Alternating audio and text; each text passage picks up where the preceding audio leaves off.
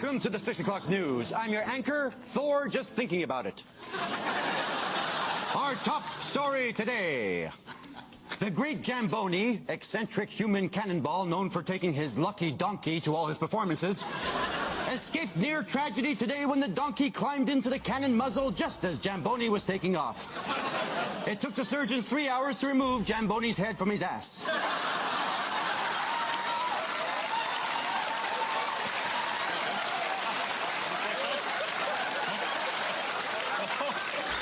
Both are resting comfortably. And now over to my happy co-anchor, Happy.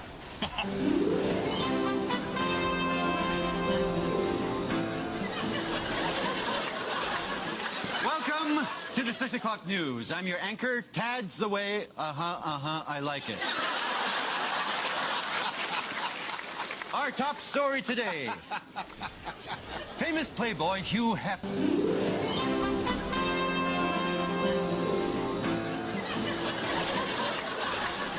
Welcome to the 6 o'clock news. I'm your anchor, Tad's the way. I like it.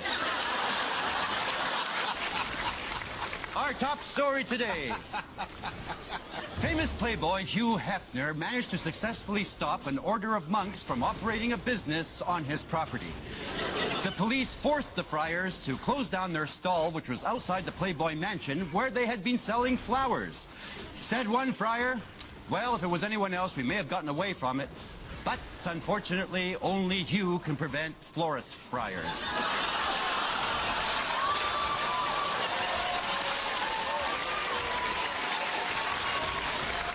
Try saying that 3 times. And now... 3 victims. There have been impossible murders. 6 suspects. One of you is the killer. Discover the secret of the mystery event in cinemas now. A haunting in Venice. The good life is good for more than just bulky biceps, bodacious booties. Good life is good for catching the bus. No, beating it. Good for brain muscles, heart muscles, group muscles, ooh-ma-ma muscles. Mumming, grandmumming, maybe touching your toes. Good for social time, selfie time, all the time, and your first time.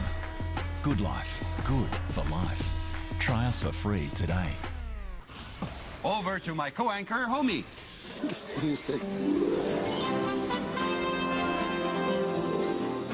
Welcome to the 6 o'clock news. I'm your anchor, Arthur. Any more donuts? Our top story today. Rudolph the Red-Nosed Reindeer, dead at 53. I know it is sad. Over Barcelona today, the famed reindeer was hit by a flock of seagulls and a 747. Eyewitnesses report that the reindeer in Spain was hit mainly by the plane.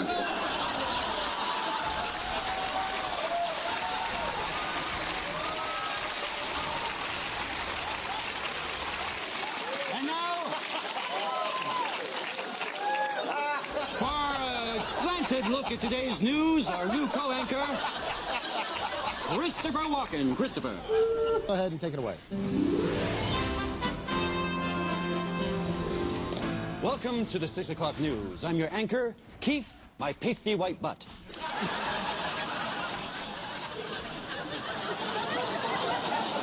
Our top story today. Noted archaeologist Fred Flintstein made an amazing discovery today in Sweden. On a windswept fjord, he came across some primitive musical instruments, plus some minuscule deposits of fossilized stool. When asked what the stool could be, Flintstein replied, "Adabba abba doo."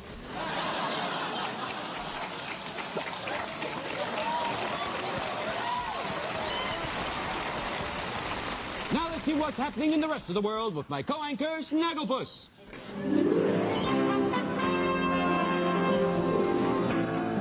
Welcome to the 6 o'clock news. I'm your anchor, Lars of the Red Hot Lovers. Our top story today. The great Flydini, the Shrekman Circus human cannonball for the last 50 years, retired yesterday. When asked if he was going to be replaced, the circus owner said, "No, it's hard to find a man of that caliber."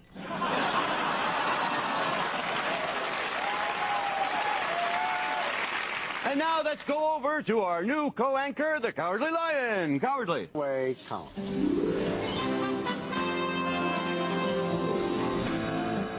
Welcome to the 6 o'clock news. I'm your anchor, Noah. She's having my baby. The top story today. A scientist today admitted that he paid a prostitute over $1,000 to take a special chemical compound with some water in attempts to increase her IQ by over 80 points. The experiment failed, however, which proves you can lead a whore to water, but you can't make her think.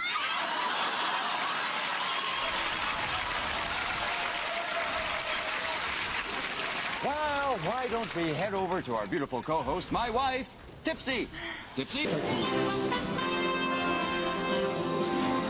Welcome to the 6 o'clock news. I'm your anchor. Then you're going to pay me back that $10. Our top story today. Rock star Prince has changed his name once again.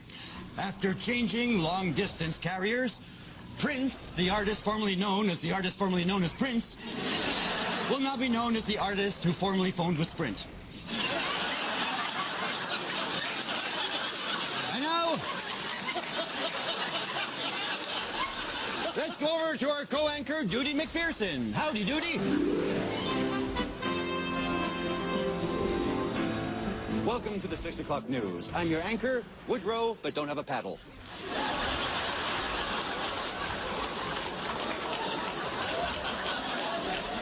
Our top story tonight. Bars across America were saddened today by the death of Dr. Joseph Lowenstein. The famous doctor who, as a sideline, would make exotic drinks from wood sap, died suddenly today. This is one patron who's really going to miss that hickory-dackory dock.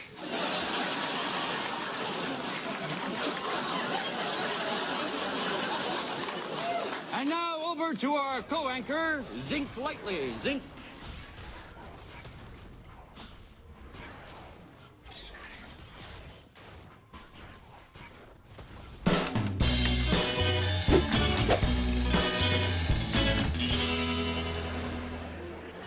You ever meet somebody and they're so boring, you feel like they poisoned you? Like, you're talking to them and you're like, I feel like I'm dying right now. And I think you did it. This guy's name is Craig. I met him, I made sure to get it. I was like, I'm gonna remember you for the rest of my life, man. I met him at the bank. Is he a bank teller? No. Is he a security guard? Nope. What's his job? I don't know, whatever they call that guy that stands in the lobby of banks now, where you walk in and you're like, do you work here? And he's like, I think so. That guy? The lobby liaison?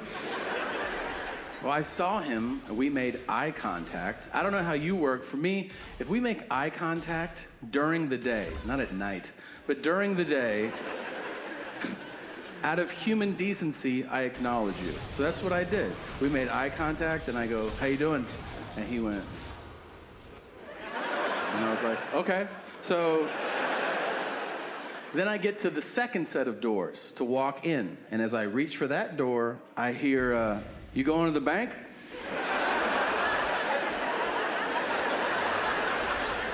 I go, is this still a bank? And he goes, yeah. I go, I'd like to. And he goes, go for it. And I was like, okay, thanks. And then I reach back, and he goes, I'm going to Virginia next week. Are you telling me that? He goes, you said, how you doing when you got here. I had to think about it. That's what I'm doing. I go, that's the craziest shit I've ever heard anybody say. And also not how that question works, but all right. And now I reach back, and he goes, yeah, my sister lives there. And I'm like, how long she live there? Now I'm roped in. He goes, 15 years. And I go, you've never been? And he goes, Now I'm starting to look at him like, hey man, do you drive to work, or does somebody drop you off? You know what I mean? I think he could. Yeah. I think he could see it in my face because out of nowhere he goes, I drive. I was like, that's cool, man. That's cool. I drive too, that's crazy. I gotta get in here. He goes, yeah, we're gonna check out DC and we're gonna see some monuments. I go, I would love to hear about it, but I have to make a deposit. He goes, well, I'll be here when you walk out. I go, you motherfucker. Fuck that guy, and fuck everybody like him. If you have the audacity to tell people how you're doing when they say, how you doing, that shit is rude and selfish, all right? I'm serious. There are two acceptable answers to how you doing. Fine and great. And if you're miserable, you say fine. You don't burden people with your real world problems during a courteous exchange. Yeah. Now, I'll tell you on a grand scale who's helping nobody lose weight. It's Starbucks. And this is true.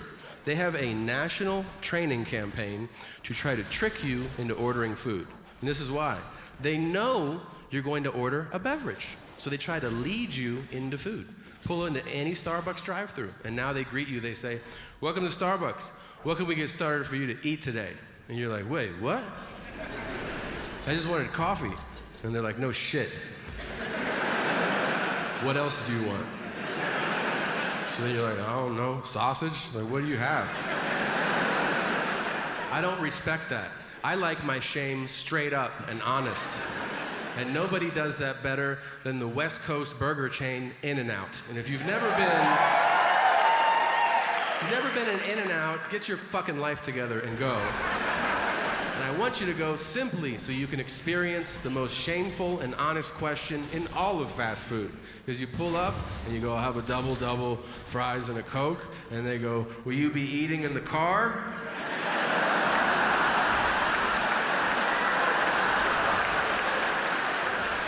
Yeah, I think so. And they go, I bet you will, you fat fucking pile of garbage. Doesn't that question sting? You're like, am I living in my car? Why am I eating in my car? Because if you say no, they give you a bag and they're like, leave with dignity. But if you say yes, it's an open tray and they go, eat out of that, pig. And then it falls in your lap and they go, pick it up! And you're like, how about, and they go, are you gonna jerk off when you get home because you're lonely? And you're like, yeah. We're gonna give you a free milkshake because you're bumming everybody out. We're fast food workers. You're making us sad. Get the fuck out of here. If you bring a baby into a movie theater, you're a piece of shit. Yep.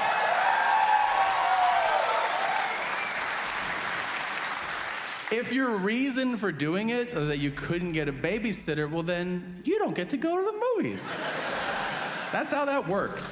It happened to me in back-to-back movies, which statistically I did not think was possible. First movie, I'm in there 5 minutes. I'm watching the movie and I hear, wah. What? And I turn, and in the row behind me, there's a mother, a father, and a baby. Not a child, which I think is an important distinction. It's a baby. I'm like, all right, these people are insane. I'll just ignore this. Turn back, 30 seconds later. And I'm like, well, now I have to say something. Now, I'm polite. So I turn and I go, excuse me, are you stabbing your baby right now? Because it sounds like it. And the dad goes, no, I love the baby. You picture him, okay? I love him, pero no, he's my baby. And I said, well, could you? Because I'm trying to watch this movie. And your baby's ruining it. And he was like, no puedo. So I get up, I go to the lobby, I see the manager of the theater. I go, hey, there's a fucking baby in there being a baby right now. And the manager goes, some people suck. And he walked away. That is the best customer service line I've ever heard in my life, hands down. you can't even get mad. If you're in a restaurant, you've been waiting on your food, you're like, hey, where the fuck is my food? I've been here half an hour. And the manager's like, some people suck. You'd be like, oh yeah, some people suck. I didn't take that. My bad. Sorry about that. I left. The next day, I go back to the movies. I should point out, I saw a different movie. It was also a different baby. It's not the same family standing out front, and then they see me and they're like, oh, there he is. All right, let's go inside and ruin this for him again. This time, I am way further into the movie. I'm emotionally invested in this movie. I like the movie. And then, out of nowhere, I hear, "Wah." This time, I swear to you, I audibly go, nah-uh. And now, other people get involved. You know when you can hear somebody's age in their voice? Like, I can't see shit. It's a dark theater. I just hear a guy go, either make it quiet or get it out.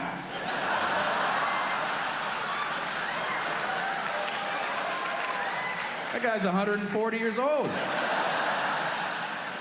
Like, I could hear that he'd never hugged his children. I could hear it in his voice.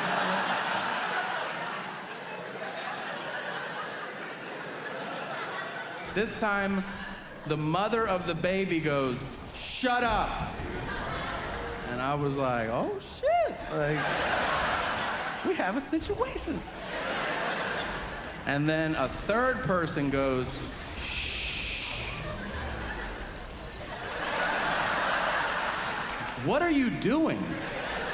Shush is passive aggressive. She said, shut up, just go straight to fuck you. Like, what are you doing?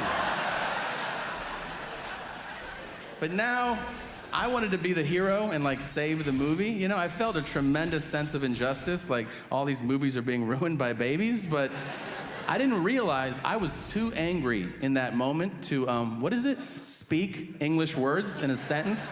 You know when you just get like real rage, like you just, dude,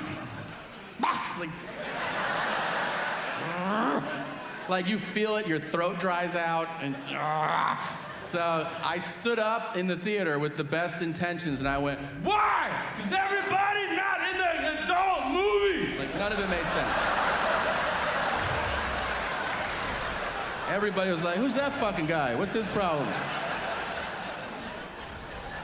I was trying to say, let's be civilized adults. But instead I went, adult movie.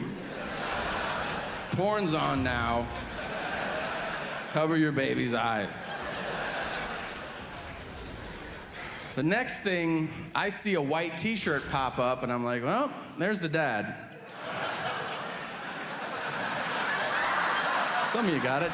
And he looked around, he was like, who's talking shit? And I was like, I'm talking shit, bitch. I didn't say it, but he knew what was up. But then I went out the exit immediately because I'm not getting my ass kicked over the Lego movie, so I left.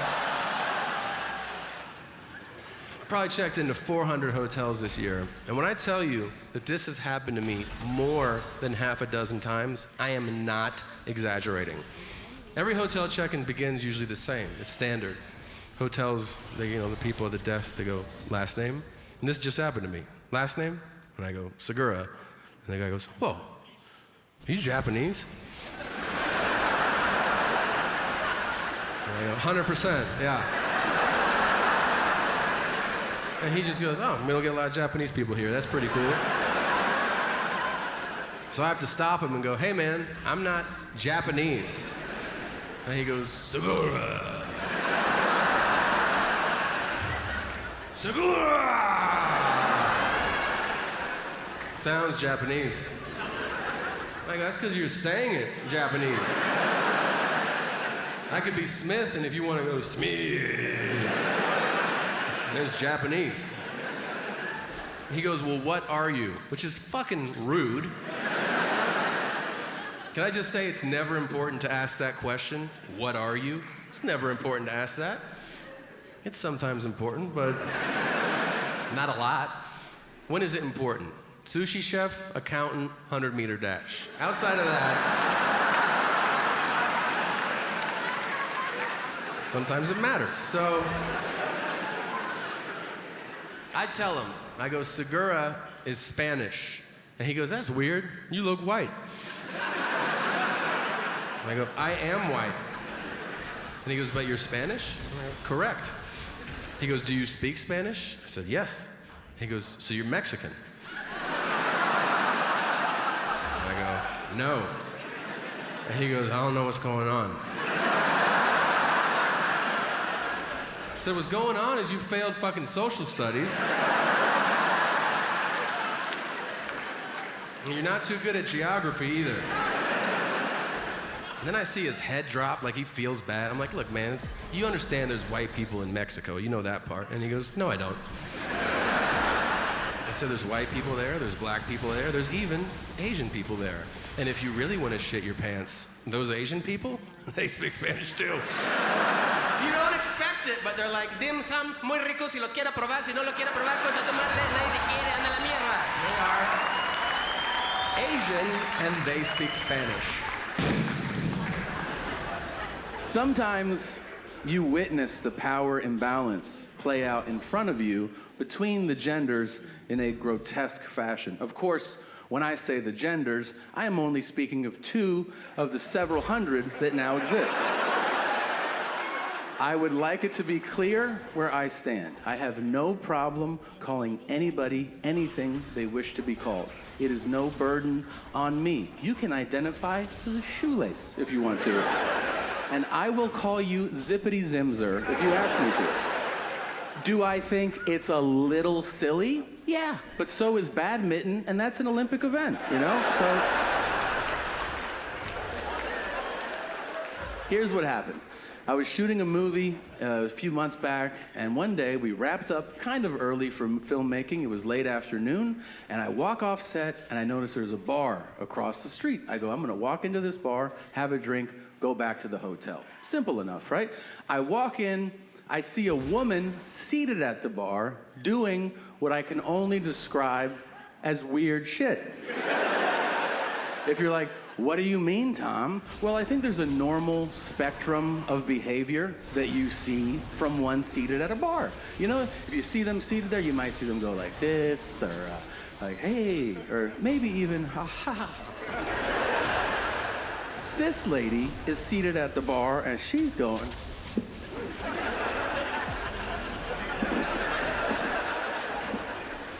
I'm like, is she making fudge? What is she doing over there? I also notice it late. Like, I notice it as I'm walking past it. That happens sometimes, right? Like, you walk, you see something as you're passing it, you're like, that's some crazy shit, and you keep walking, and then you're like, I need to see that again. I don't know how I'm gonna see it again.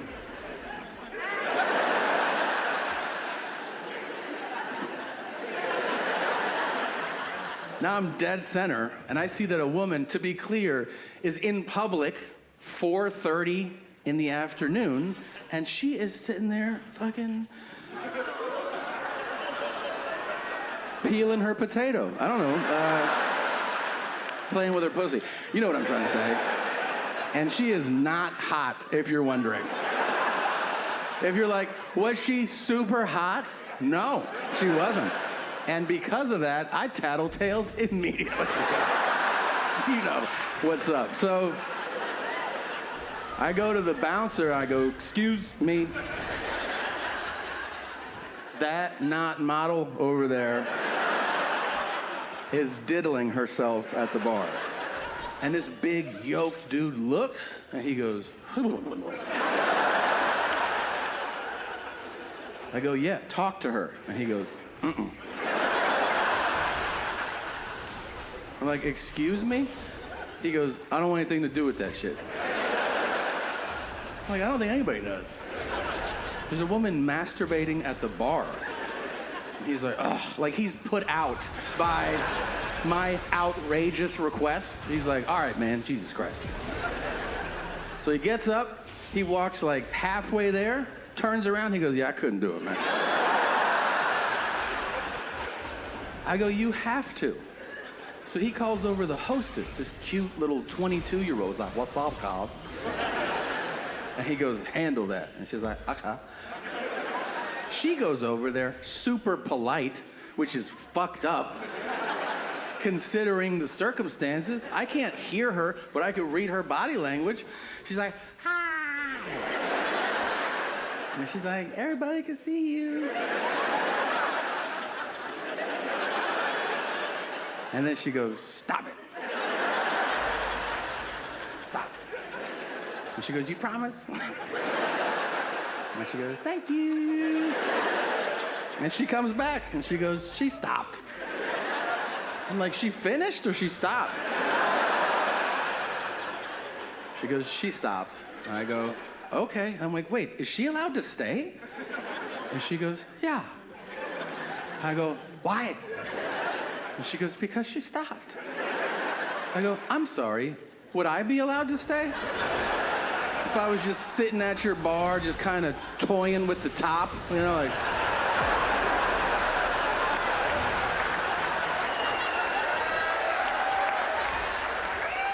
Would you tap me on the shoulder and be like, excuse me, will you put your leaky dick back into your pants?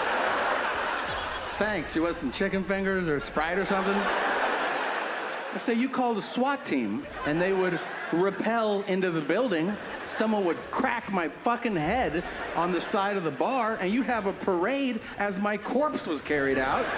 As she goes, you're right about that. Maybe I'm overreacting. I don't know. I don't jerk off in bars. I have been fantasizing a lot about people asking me how I lost the weight that I haven't lost yet. And like, I just have so many answers. Like, I really enjoy doing, I'm like, in my head, I'm like, dude, it's not a diet, it's a lifestyle. Like, you just gotta make smarter choices, man. I mean, yeah, drink more water. Look at me. I mean, I've never felt better. I have so much energy. If I can do it, you can do it. And then I eat chocolate souffle as I have. I'm like, well, like next year I'll probably be ready for this conversation. Fucking asshole. I got a trainer. They gave me a trainer. That's a better way of saying that. I joined a gym and they go, do you want a free training session? And I was like, okay. What does it normally cost? And they're like $900. And I was like, oh wow, that's a great deal. Yeah, that's awesome. The first session is a bait session. It's ridiculous. The guy's like, stand up. I'm like, okay. He's like, wow, you're a very powerful athlete. Were you pro before? And I'm like, okay, yes, I was. I think I was. He goes, yeah, you look like it. I can see all your muscle fibers. They look really great. I'm like, and then he's like, do you want to do this all the time? And I'm like, yeah, absolutely. This is a good boost for me. I like this a lot. Second session, way different than the first session. Second session, I'm doing burpees. Like, you jump on the ground and then you jump onto a wooden block. I'm running through sand, pushing a sled, and I go, is this SEAL school? What are we doing right now? In the middle of this workout, my trainer goes, stop. And I said, thank you. He goes, you know why I told you to stop? And I go, yeah, so you don't have to give me CPR, I think. And he goes, no, the Holy Spirit. What? And he goes, the Holy Spirit told me to tell you to stop. And I go, what did I sign up for? What the fuck is this? And he goes, do you believe in Jesus Christ? And I said, is he gonna make me do push-ups? And that right there, he got really mad at that. Like, really upset. He was like, it's not all jokes. Like, oh, I said one thing. I can't say one thing. All right. Then he tells me to take the big plate, the 45-pound plate. He's like, hold it over your head and run down to the pier and back. And the pier's like 3/4 of a mile. And I go, nope. Not doing that. He's like, you're quitting? You're quitting on me right now? And I go, no, I'm not quitting. It's just that the Holy Spirit, it talks to me too. And said there's no way I'm gonna make this run without throwing up and people pointing and laughing at me. So I'm gonna get a peanut butter protein shake right now. I'm out, man, later. And I took off. So I'm a dad. And I've changed some. Not too much. You have to change a little bit. You know, there's an expression, having kids changes you. I think it should be modified to having kids should change you. It's a big time red flag when you meet somebody who's like, yeah, I've had 4 kids. I haven't changed at all. And you're like, oh, you're super unstable. That's good to know. They don't have to be huge changes, but you know, you kind of evaluate your life and you make a change. Me, personally, I'm very proud of what I changed. I realized when I had kids, I had no time, no energy. I need to edit something out of my life. You know what I edited out of my life? Arguing with everyone. Every friend, every family member, I just don't engage. As soon as it starts, I flip it on them. Okay, so as soon as I'm arguing with somebody and they're like, yeah, I don't really agree with you, I go, yep, I'm on your side now. And they're like, what? I go, as soon as you spoke, I came around and joined you. That's how little I want to talk to you. And I'm free. Feels great. Now, not everybody likes it. I'll tell you, my own mother is not a fan. She lives for arguing. There are some people built like that. She lives for combative things. She wants to just fucking stab, twist, turn. She loves it. She's also a dream crusher, which is my least favorite quality in a human being. You know, a dream crusher, the person who, no matter what you say you want to do or try, they're like, not you. And you're like, it's good to have you around, you know? Those stay with you, right? Like, I bet you me just bringing it up brings them to your own memory. That's how powerful they are. I do remember telling her, I was like, I'm going to LA to do stand-up. This is years ago. I say it to her, I'm going to LA to do stand-up. Her response was, you should go to the post office. I was so naive. I was like, they do stand-up shows at the post office? And she goes, no, to work. I was like, oh, no, stand-up would be the work. And she goes, I understand. I was like, wait a minute, am I telling you my dream, and then you're saying, go be a mailman? And she was like, Jason. Okay, now I do all right. You know, I make a good living. She knows about it, obviously. She hits me up for shit constantly. But I still get to have some fun. Like, you know what I sent my mother just a few weeks ago for her 75th birthday? A book of fucking stamps. And I put a little note in there. I got these at work today. Ha ha ha ha ha.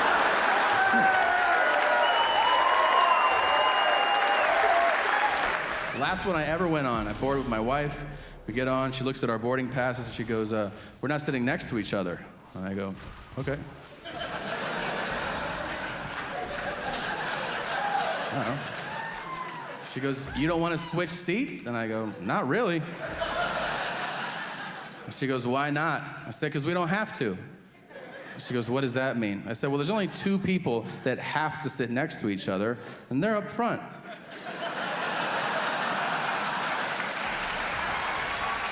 We can sit anywhere. And she goes, you're gonna ask people to move. And I was like, great, should be a real treat. So that's always fun, right? You all settled in? You wanna stand the fuck up now? Great. So we're both window seats. We need an aisle to move. So I go to the guy sitting next to her, and this guy is old. I don't know how old, but it doesn't look good, all right? He's drooling. He's got rubber where there used to be bone. Put it this way, it's his last flight, all right? So after this one, no mas. So I go, excuse me, Gandalf, do you think that you could move so I can sit next to my wife? And he goes, move? Mm-hmm. He goes, you move. Yep. I'll move here, and then you move there. And he goes, you can't see a meniscus. The food is on a fire drain. I gotta stretch out. I said, well, I won't be able to stretch out as much. The food build up there, I can't stretch out. I gotta sit by the hour access and stretch it out there, so it's build up more. And it'll be 7, 8 times more if I sit over there. And I go, are you reading me a fucking novel about this? I was trying to figure out, like, where is power the most equal, you know? I think it's a parking lot. Just hear me out. It doesn't matter what you drive. If you drive something, that parking space is yours. And when you are ready to leave, and other people are looking for a place to park, oh, don't you love that moment? Like you're walking back to your car from the mall on a Saturday and you're done shopping and you see people like, where will I park? And then they see me and they're like, hey, are you? I'll be like, I don't know. Maybe. I like to give them false hope. Do you ever do that? Like, I know they're waiting for the brake light. Well, first they have their blinker on, like that's an official, that's like my blinkers, that's just mine. You're like, okay. Are the US Marshals gonna back you up on this shit right now? But they want your brake light to appear, because that means you're starting the car. So I'll do this. I'll just hit my brake and release it. And you feel the tension rising, you're like, this is exciting. And then they snap, and they're like, what the fuck are you doing? And that's when I go, I'm eating In-N-Out.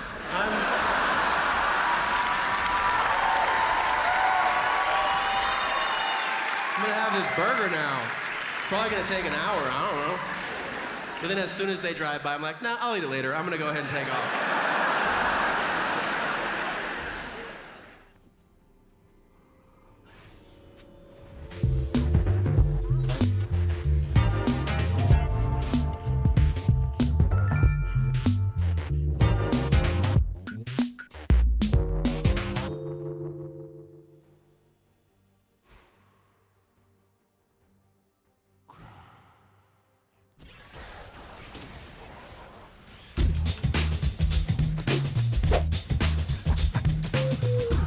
I came home early from the road. I had a $12,000 suit on because life's been going good. And I got home early and dinner was cooking. You ever come home when dinner's cooking? Doesn't that smell good? And my son saw me and he was like, Dad's home. And he got up from the table and ran over to give me a hug. But he had chicken grease all over his face. So I stepped on him like, yo, my man. Wash these threads, son. This is an expensive suit. I don't want you to get the chicken grease all over me. And he was like, what the chicken grease? Dad, this is duck.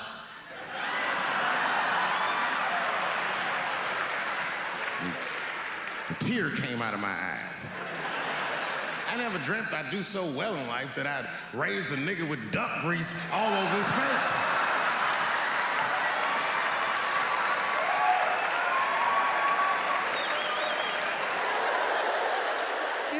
My son, man. He doesn't know what a lunchbox is. This kid has a debit card. I'm even embarrassed to say this. His school takes credit and he has a debit card. It fucking sucks. Doesn't know the responsibility of a lunchbox. Just goes to school and rings it up. I still discipline him. I still get mad at him. He called me on a Wednesday one time. He's like, hey, Dad, there's only like 40 cents left on my debit card. And I was like, oh my God. Go fuck yourself. The fuck did you eat on Monday, asshole? Filet mignon? What, you walking into the lunchroom like a fucking nightclub? Ah, chocolate milk's on this motherfucker, let's go. I gotta get my son to be humble. How's my son gonna be humble when I've been driving him to school? His whole school career, he's been chauffeured to school. He's never been on a bus before. That shit'll make you humble. Go to school on a public bus. He doesn't even know what a public bus. I just found out my son doesn't know what a school bus is. We were driving on the freeway and a school bus passed us and my son goes like this, where are they going?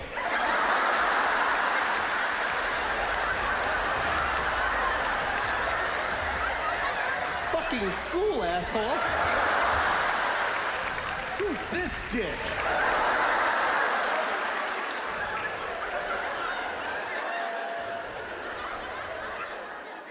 School, you gotta go to school on a bus. That shit'll make you humble. Go to school on a bus with a bunch of kids that hate their fucking life. That was me. I hated my life. I was the last kid on and I was the last kid off. Hate that shit. Every time I got on, there was only one seat left and there was always that one kid that didn't want to share the seat. And I'd walk up to him and he's like, you better not even think about sitting here. I'm like, well, where am I supposed to sit? I don't fucking care. And the bus driver doesn't give a shit. Better sit down back there. I don't know where to sit. It's okay, let me sit down. She's getting mad. She's not gonna go unless I sit down. I won't even sit on the whole thing. Just let me sit on the edge. I had to sit on the edge and then hold the seat across the aisle. I went to school looking like I took a shit on the bus. My son he's what you call, what do they call it today? What do the kids call it today? When the kids are, dumb. There it is, I got it, dumb. Struggling academically. I know you guys like, don't call your kid dumb, why not? Mine. Chip off the old fucking block. It's not like I'm standing up here as a smart ass man. I was dumb as shit too. Worked out for fucking me. So far, dumb is the right way to go in my household. It's the right way to go. The thing that pisses me off is the school constantly calls me to remind me of my son's educational problems. Mr. Hardy failed another test. Mr. Hardy's grades are dropping. Want to discuss your son's grades? They continue to drop. I snapped on him. Don't fucking call me no more. Don't call me about his grades no more. Call him. Call him. That's his problem. It's not my fucking problem. Last I checked, I went to school. I passed. I'm successful. I'm not going to school again. He needs to fucking pass that class, not me. Call him. Private schools, man. Private schools got this weird thing. I'm not that much of a fan of private schools. I'll be honest. I am not a fan of private schools at all. Yes, my kids attend private schools. Doesn't mean I'm a fan of it. I feel like private schools protect kids from reality. They protect you. They protect you from fucking reality. Private schools breed bitches. That's how I feel. I said it. I said it. I'm not taking it back. That's how I fucking feel. Private schools breed bitches. I'm in my fucking comfort zone. I'm gonna let it fly today. Everything that I fucking feel, I'm gonna say. My son's 13, and it just keeps getting harder and harder. It's so hard. My son is in the 7th grade. God damn it. I want all you new parents to know this right now. When you were in the 7th grade and you weren't smart, you're definitely not gonna be smart when your kid gets to the 7th grade. It's harder. My son and I are failing math.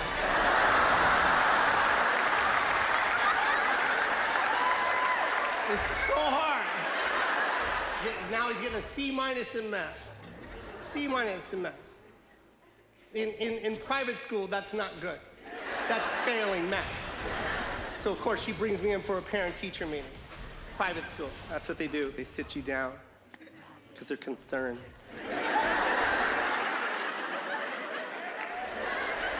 Hi, Mr. Coy. Mr. Coy, please sit down. I don't want to startle you. I want to nip this in the bud. Just want you to know, Mr. Coy, that your son has a C- in math. Uh-oh. Uh-oh. That's not good. What are we gonna do to solve that, Mr. Coy? Well, you need to help me help him. I can do whatever I can over here at school, but when he gets home, you need to crack open that book and you need to start working on those questions with your son. Let's bring that grade back up. Let's do this as a team, Mr. Coy. Come on.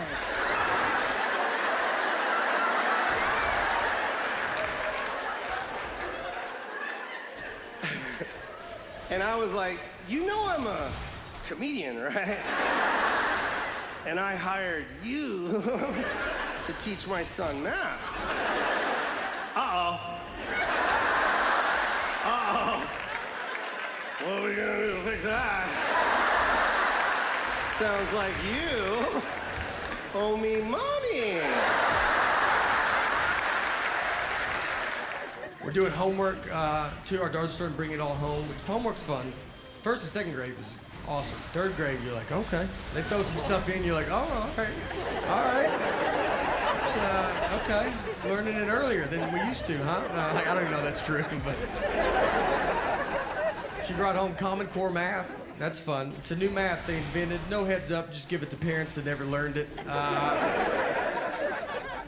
It's just a whole new, it's unbelievable. Why don't they bring it home? You go watch a 40-minute YouTube video on Common Core math. I don't even understand it. If you know it, if you don't know Common Core, it's just a new math. And the goal of Common Core is to use one sheet of paper for every problem. You just want to keep breaking the problem down. You put the problem at the top, and it just keeps going. And then what's even funnier is you see old math in the middle of it. As you break it down, old math gets in there, and you're like, oh, just do that at the top. I don't even know what we're doing. And it's not like old math isn't working. I mean, old math's doing, I don't get incorrect change everywhere just going, this stupid old math. It's a long way to get at the same answer.